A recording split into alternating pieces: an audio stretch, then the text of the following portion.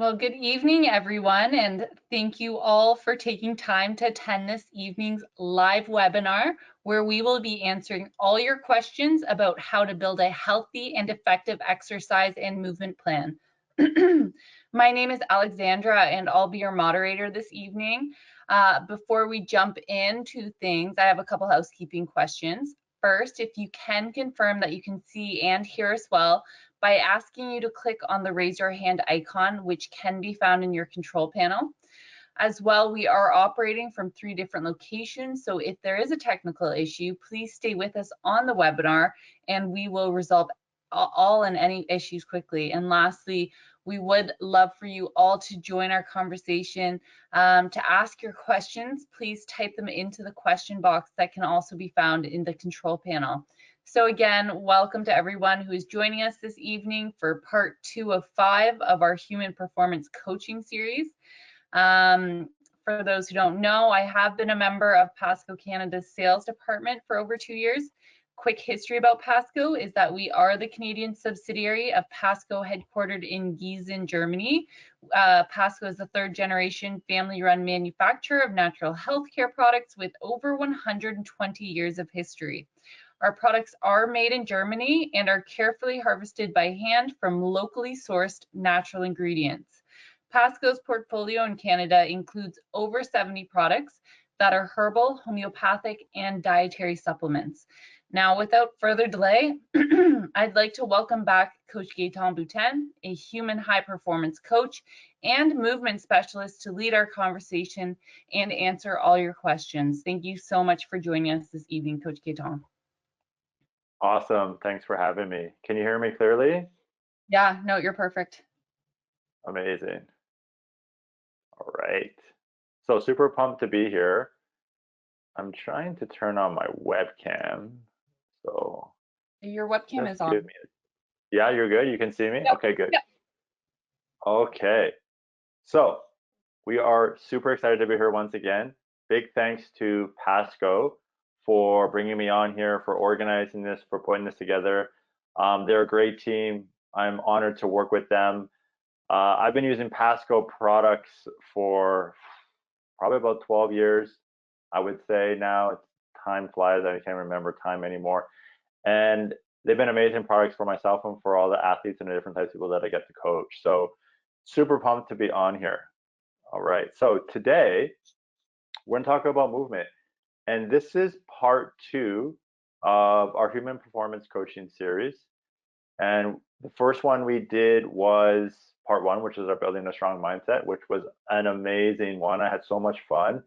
If you guys want, I'm sure you can go on to pascoe.ca in the webinar section and you can watch the recording. I'm pretty sure there's a recording up there. You guys can go back and check that out. So today will be part 2, movement success plan, which I am super excited to talk about because it's kind of the roots of what I do. It's the roots of how I started into what I do for a living. So sometimes it gets lost because doesn't seem as exciting as it used to be. But just thinking about it today before I got on here, I was like super excited because I'm like, wow, I get to talk about kind of my roots and stuff that I don't talk about as much in a public forum anymore. I usually talk about mindset. I talk a lot about nutrition, but I don't talk a lot about movement in a public forum. I seem to only talk about that in my private facility with my athletes and my clients. But I get to share some amazing things today. So for those of you who don't know me yet, I'm a human performance coach, which basically just means I help people become the best version of themselves. I help them through a number of different ways. And essentially what that means is I help them with movement. I help them with training. I help them with mindset. I help them with nutrition. I help them with so many different ways that it's so much fun to find the different things that people are struggling with, to look at those things, to kind of extract them and start to go in a direction that helps them to perform and become a better version. If I was only a strength coach, or I was only a nutritionist, or I was only a mindset coach, I feel like I'd be missing this key piece to help people bring everything together to help improve themselves. And so today we're talking about movement. By trade, I'm a kinesiologist, which basically means I'm a movement specialist. It's been my passion for I won't even tell you how old I am, but it's been my passion for at least 25 years. I've always been fascinated watching people move. I've been into every sport. I played every sport growing up as a kid. And I'm kind of a people watcher as well. I love watching people. I love watching people move. When I was in university, I specialized in neuromuscular physiology and biomechanics, which basically means I watch how the body moves and then I kind of learn about the systems inside the body that help to make those things possible. And one thing that I love to do, and I always preface this like I always feel a little weird doing this and saying it, but I love watching kids and like infants walk around and move around.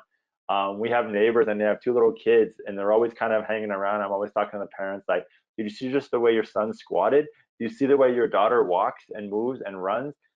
it's it's a beautiful thing to me that I think is lost in translation nowadays, and we're so caught up and we're so interested in technology and iPhones and computers and cars that drive themselves. And don't get me wrong, I'm geeked up about all that stuff too, but we've, I think, in many cases lost our appreciation for the beauty of just being able to move and the fluidity of how we can move and the ease at what we can how we can move. However, if you don't work on those things, you don't practice those things, your ability and your ease to do those things is going to slowly decline to the point where you're not going to be able to do those things. Whenever I start working with someone, I always really sit down and really have a long conversation about how I can help. Kind of what is their vision, what is my vision. Together, we come to some agreement and we go in a direction. Anyone who I start coaching, I always say this is a 10-year plan. If you're not interested in going on a 10-year journey with me, then this is not the right fit for you. There's a gym down the street where they'll sell you a 6 package, 10 package membership and training sessions. Those are more for you. I want to talk about this lifelong journey of where we want to take you. For the younger kids or for the athletes that I coach, it's I want to make this team. I want to play in this league. I want to play in the Olympics, compete in the Olympics, win a championship, win a career, win a contract, all of these different kinds of things. And then with the older people that I coach, it really comes down to we want to extend the longevity of your life. We want to extend the independence that you have in your life so that if you have kids, then you have grandkids. Like, don't you want to be able to play with them? Don't you want to be able to move with them versus sitting in a chair or, God forbid, stuck in a wheelchair or something like this where you can't even move with them? It's a huge thing to me. It's a huge gift that we are given as humans. And if we don't take care of it and we don't use it, again, we're going to lose it. So that's kind of the introduction of what I want to talk about today, this beautiful thing of movement. And we also want to talk about what does movement even mean? Like, what am I even talking about? We're talking about like exercise. Are we talking about strength training? Are we talking about yoga? Are we talking about swimming? I'm talking about all of those things. It's not isolated into any one of those things. The whole point here is to help you to establish what is some sort of planned movement plan that you can do on a regular basis that gets you up, gets you active, and gets you out of your mundane sitting stationary type lifestyle. Most people sit today way too often. And if you observe, I love observe. I told you I'm a people watcher. I love to observe people. You'll be somewhere and I'll watch a car pull up. Someone just drove somewhere. Tell me if this is you. Tell me if you're guilty of this. You get out of your car, you walk into wherever you're going to an office, you're going to an appointment. What do you do when you walk in? You look for somewhere to sit down. I watch people and they look, and then they go and they sit down. And then they get called or whatever they get up, they go into their appointment or they go into where they're up, and then they look for another place to sit down. It's this like constant like leapfrogging or lily padding from chair to chair to chair to chair. And they're not giving their body enough standing time, enough walking time, enough, we call it like vertical time being standing. So like these are little things I want to kind of get started, get people thinking. Again, this is Q&A, so I really want people to throw their questions at me, throw your specific concerns, needs, so that we can address them. You have me, you have access to me. It's a lot of fun to pick my brain. Trust me, people love doing it. And we can start to go in a direction and help to show you something. So movement success plan. I'm going to start to open the floor and I'm going to kind of go in a direction. I'm going to go here, I'm going to go there. And I want people to bring their questions and start to open this stuff. So, Alex, do we have any questions to get started? Yeah, I'm going to start everyone off. So the title of this series is called A Movement Success Plan. How do you define that? So, a movement success plan, it kind of just mentioned for it looks different for everybody. So it depends on kind of where you're at. I like to meet people where they're at. So let's maybe give an example. Okay, so I'm gonna give a 40-year-old male as a success plan, movement success plan. What should that look like? Well, 7 days in a week, most places, we have 7 days a week. I like to say you are active, planned activity every single day of that week. So, for example, my biggest thing, my number one thing, if I was to prioritize what people do in a movement plan, the number one thing I would prioritize is walking.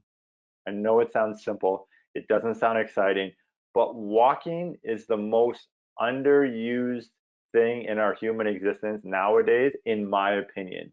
You can Google that, you might not get the exact answer, but trust me, I see it all the time.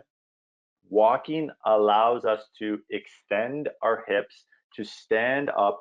If you remember, like when we are in school, like the theory of evolution, you see man, how they've evolved from, we're like apes, and then we start to like get taller, taller, taller until we're standing.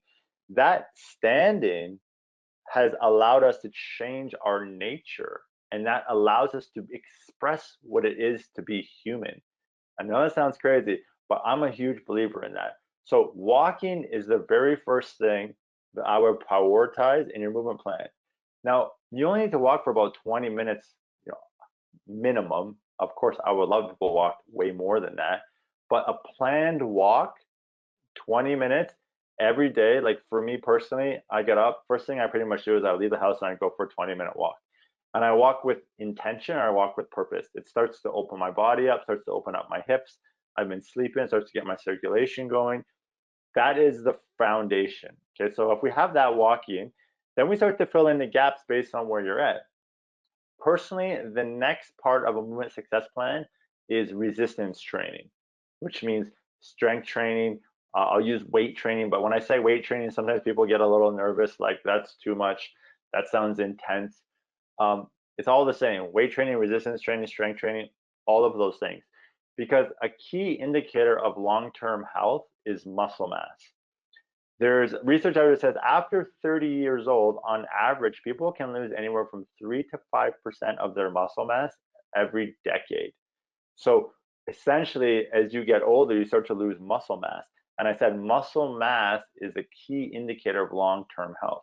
People who have long lives and have long, healthy lives, generally speaking, have more muscle mass. Now, just to be clear, I'm not talking about like a professional bodybuilder, this huge amounts of muscle. I'm not talking about that at all. I'm just talking about like a decent amount of muscle that's healthy and it's functional and that you challenge. So from a resistance strength training standpoint, 2 to 3 times a week is really at that age, that's all you really need. 2 to 3 times a week is amazing if you can get that in. Now we can talk more specific. Anyone has specific questions about strength training and resistance training, because that's something that I love and I'm a huge believer of and a huge fan of. And I would love people to go deeper on that with me. The simple thing is you have to remember that weight training or strength training is a skill. And like any skill, it requires proper instruction, proper development, practice. So learning properly, getting someone who knows what they're doing to help guide you, that will help make it more successful and it will help to make it more sustainable. So we got walking, we got everyday walking, strength training 2 to 3 times a week. Then I would throw in something what I call recreational. So what is something recreational that expresses who you are that you love to do? For example, I've been playing hockey my whole life, and there was a few years where I stopped playing. And it's an expression of something I love to do. It's a creative outlet. I can go and I can go on the ice, which is kind of cool and totally different to what I normally do. That might be very extreme for some people, but it's an expression for me. Maybe for you, it's canoeing. Maybe it's bike riding. Maybe it's hiking. Maybe it's playing pick up basketball, tennis, something that involves recreation. And I always like a little bit of a competitive outlet. I think competitiveness is, excuse me, is very healthy and it creates drive. And being competitive is what it kind of means to be human. And in a healthy environment, I think that is amazing. So we have walking, we have strength training 2 to 3 times a week, we have one time recreational, some type of recreational activity, and then I'm giving you this perfect scenario, by the way. Doesn't always going to be like this. And then I would like to say one time, which is more passive. 1 to 2 times a week is passive or recovery. So maybe for people that's yoga, it might be a movement practice like I'll go extreme like animal flow or just body flow. It might be stretching. It might be foam rolling. It might be kind of a movement meditation. I'm a big believer in that. So that's kind of a perfect case scenario, Alex, of what I would define as a movement success plan. And again, depends where you're at. The ratios of that could totally shift. Maybe you're doing strength training once a week, you're doing like yoga 3 times a week, you're walking less, but you're doing a recreational thing more. That's kind of how I define a movement success plan. But the most important thing is it's planned, it's structured, and then it's executed.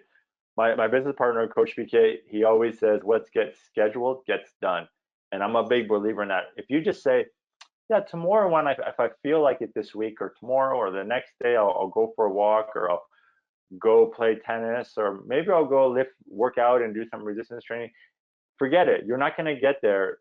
Plan it, schedule it, make it a priority in your life, and you'll be able to do it. Perfect. That's awesome. I actually do have a question here from Henry. Would you consider weightlifting dangerous for children?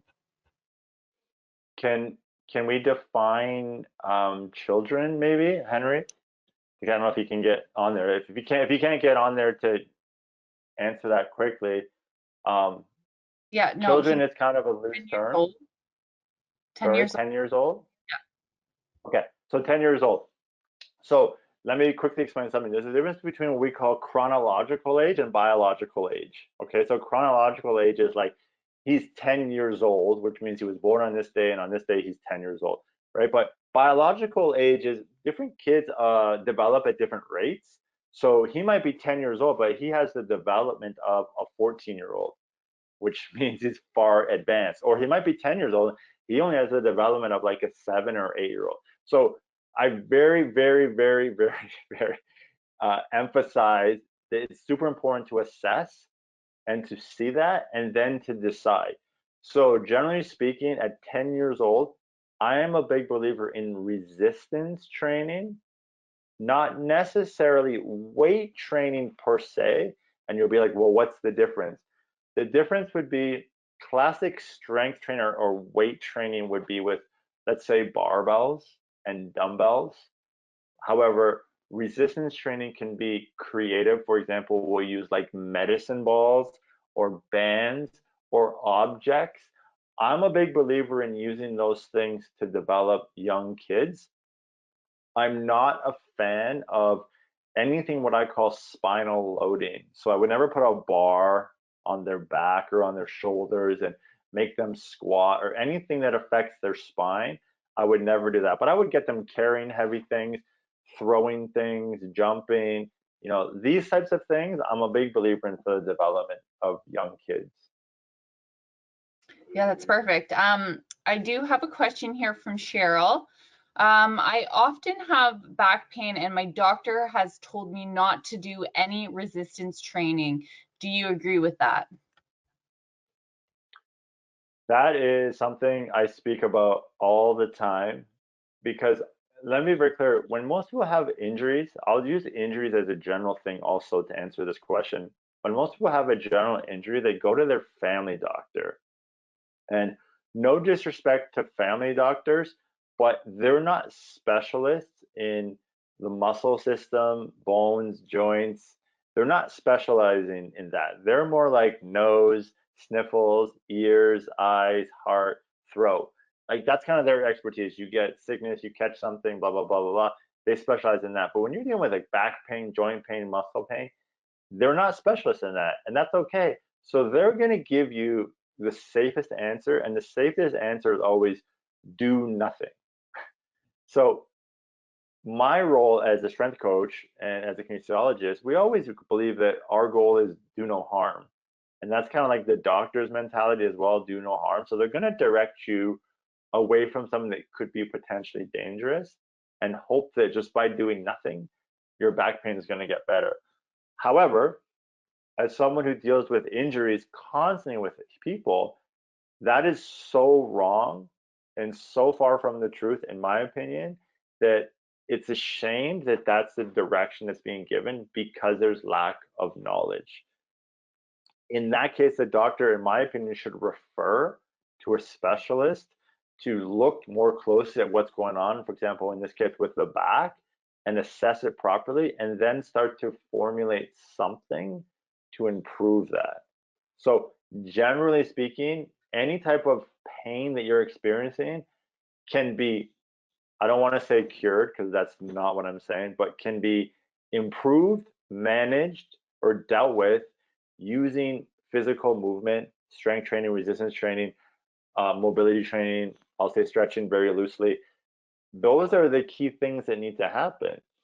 In most cases, an injury, let's call it a chronic injury, which means it kind of comes on over time, versus an acute injury would be like, think of a sport where someone just gets hit and they cause this major trauma. So a chronic injury over time usually occurs for two things. Something is tight and something is weak. So if it's your back, in most cases, your hip flexors are tight and potentially your abdominals are tight. So on the front of your body is tight. And then on your back, your lower back, your glutes, your hamstrings, that whole chain is weak. So if you don't do anything, it's not just going to get better. Like the symptoms might go away temporarily, but as soon as you do something or challenge yourself, all of that issue and all of those pain, that pain is going to come back. So the way I approach things, again, something's tight, something's weak. If you go to a therapist, massage therapist, chiro, these types of people, they'll address what's tight. They'll loosen your hips. They maybe they'll work on your abdominal wall, which I'm a fan of. I support that, but they don't address what's weak. Correcting the tightness, stretching, treatment is temporary and will require lots of time to try to keep that stretch, keep that looseness in the muscle. However, if done properly and you work on strengthening, you'll improve everything by strengthening the weak areas much quicker and for much more sustainability than working on the tight area. This is my experience. So working on what's weak is going to improve your back, in this case, issue much quicker than just working on what's tight and getting therapy. Now, let me preface this with the most important thing. I said it earlier, strength training or resistance training is a skill that needs to be treated with the utmost respect and need to seek out someone who really knows what they're doing, who has a history, an education, experience, and proper movement, biomechanics. They didn't just take a weekend course in personal training, and no disrespect to anyone out there.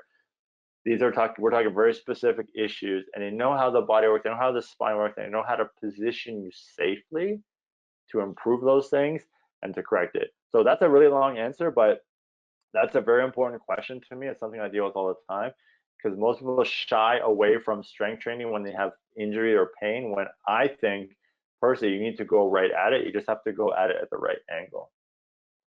Perfect, thank you. I do have a question from Carter. What would you rather athletes do, dynamic stretching or static stretching, or both? Thanks for the question, Carter. So I'll preface that with, as Carter might know, he might hear me say this before, is it depends on what we're trying to achieve. So the question was dynamic stretching or static stretching. So just for our listeners, the difference would be a static stretch is, let's say like I reach down and touch my toes and I just hold it and I just sit in that stretch and allow that muscle to slowly start to release itself. So if you're trying to lengthen a muscle long term, I like static stretching. However, dynamic stretching I use for all of my athletes as part of their warm up. So I like dynamic stuff as an activation thing, turn muscles on, get muscles moving, get them prepared for work. And I like static to help turn them off, help to elongate them, and help them to like basically expand, excuse me, as part of the recovery as they expand, it allows blood to go in and get out easier, and we can start to increase and improve the recovery process. But I have to preface the one thing is very important for people. If you're trying to improve your flexibility, which means get length in joints, which basically means stretch out muscles, tendons, sometimes ligaments, it is a very long process. It requires extensive holding. This, like, I'll just hold it for 30 seconds kind of mentality.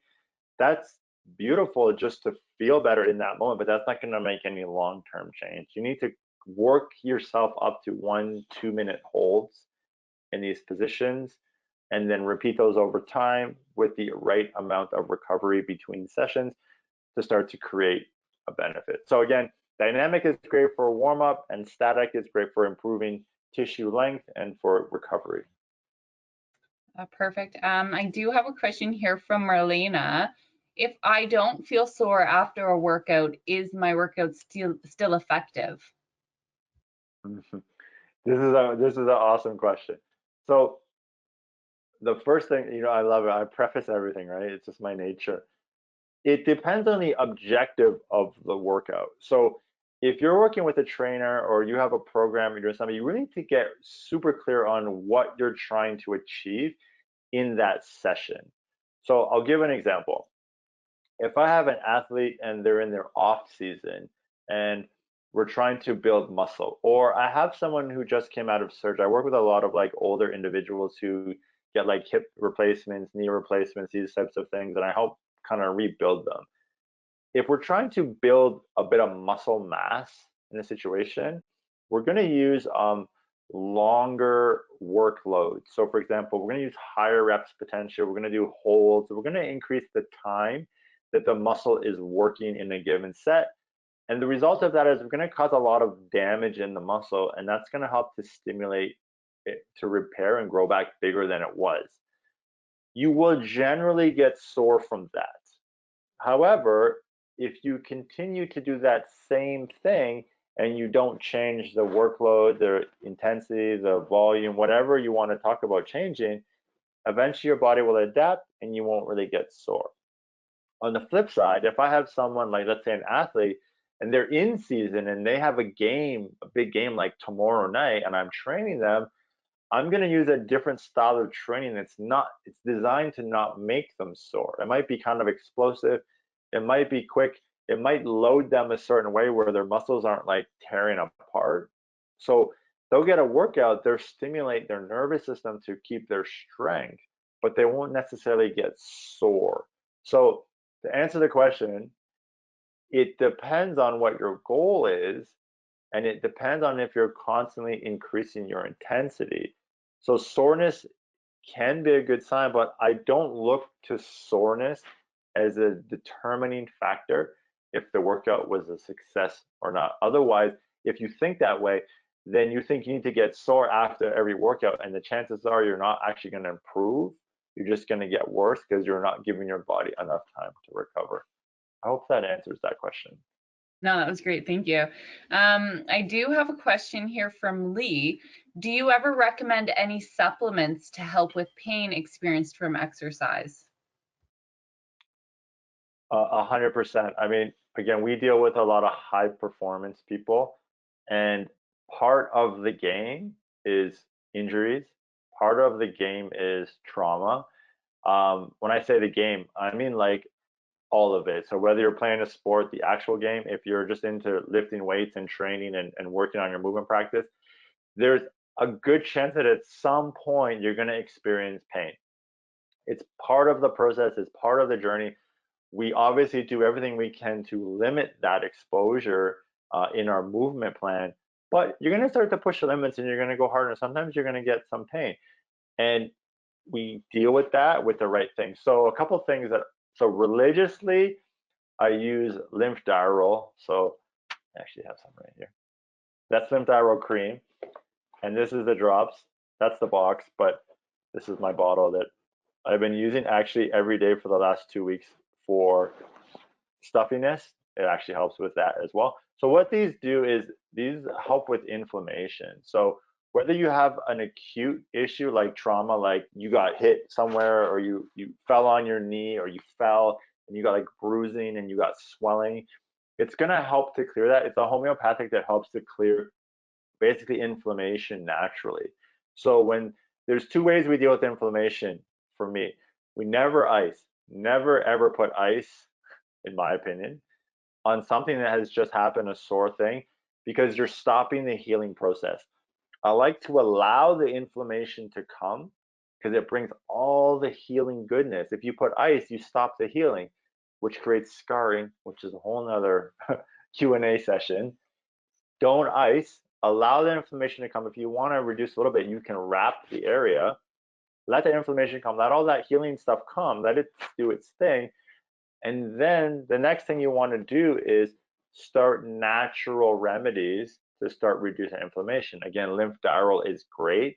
The cream is topical. So anything that I would say, anything that you can see swollen, like if your knee is swollen or you have a bruise or anything like that, the cream is great, as well as the drops are anything you see, but anything you don't see. So if anything that's deep below the surface, we want to make sure that we're treating that. So I use the drops. You can use the drops and the cream together.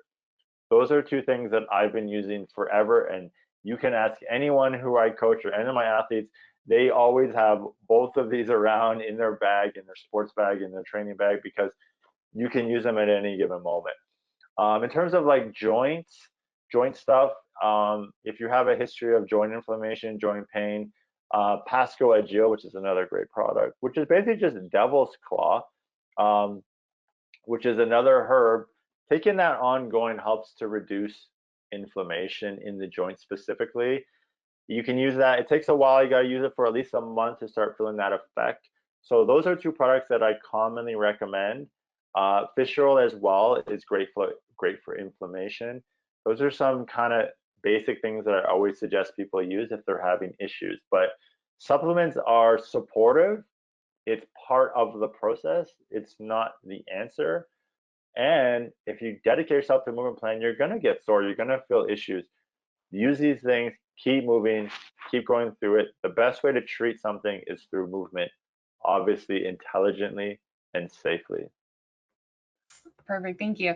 A question here from Stacy. Would you recommend taking lymph drops and cream at the same time? Yeah, so like I was kind of just saying that I use the cream and the drops a lot together. Like I said, I use the cream primarily on anything that's like superficial, which is near the surface. So again, if you can see the swelling in a joint anywhere on your body, the cream is great to get that started to work from that area. And then the drops kind of sounds funny, but they work kind of on an internal basis to help clear that inflammation. So cream and drops together is a great combination. If you can't see the issue or it's kind of deep, you generally don't need the cream, just use the drops. Yeah, and if it's a reoccurring infection, for instance, like sinusitis or tonsillitis, you can absolutely use the drops. They're phenomenal. A question from Derek: how long can I take lymph drops? You can take that ongoing. It's a homeopathic. As far as I know, there's no contraindications. There's no issues of taking that ongoing. Like you don't build up a tolerance. I actually use it, Alex. You kind of said for like tonsillitis and stuff like that. I just said a few minutes ago, like if I'm feeling a little bit of like stuffy, or this time of year people start to feel stuffy and they maybe get, I don't have allergies, but I was just fighting off a little something. Like I use it for that all the time. I actually also use it for gut health.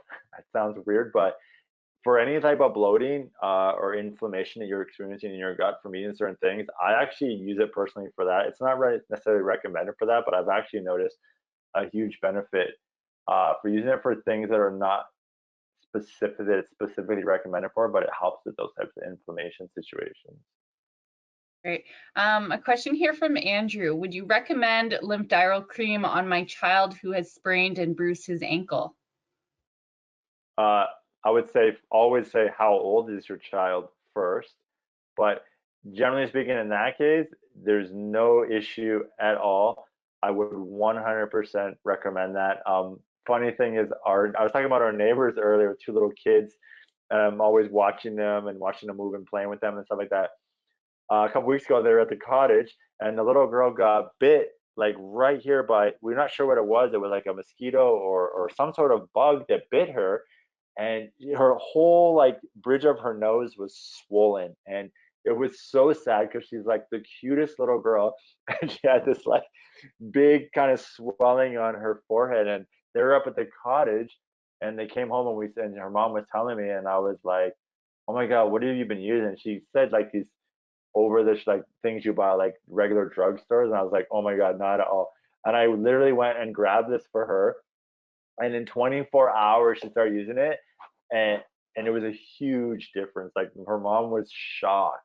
Like they were trying stuff for a few days and nothing was doing anything, and she used that for a few like 2 days, and it basically completely went away. So like I've always been a believer in those products, and no matter what age, if you start using stuff that is dangerous for kids, I always start to worry like, how could it be good for me but dangerous for a kid? Like it should be good for everybody if it's that good, right? So Yeah. that's my recommendation with that. Yeah, and just to add on to that, Lymph cream is actually recommended for age of use 1 year and older, and the drops, Lymph drops, are ages 0 and older. So I mean, even infants can benefit from Lymph drops, and ages 1 and older for the cream. But it does look like I have answered everyone's questions today, Gaétan. Um, Okay. So I think we're getting towards the end here, and I just want to thank everyone who has joined us and participated in this webinar. And a special thank you to you, Coach Gaétan, for joining us this evening. My pleasure. If anybody has any other questions about the information presented in today's webinar, you can always contact seminars@pascoe.ca. We will also be sharing this recording on our website at pascoe.ca under the webinars tab, and it will be posted 1 day from now. In recognition of the time you have invested in attending our webinar this evening, we will be emailing participants a 20% discount on Lymph cream and drops, Pascoe Agile, and Rumapask, which is valid until October 13th, 2020. So thank you again to everyone for joining us, and we look forward to seeing you at our next live question and answer session again with Coach Gaétan, and he will be revealing his secrets to building life-saving nutrition habits. Can't wait for that one. Me too. So come prepared with your questions, and thank you everyone. Have a wonderful evening. Thanks everyone. Have a good night.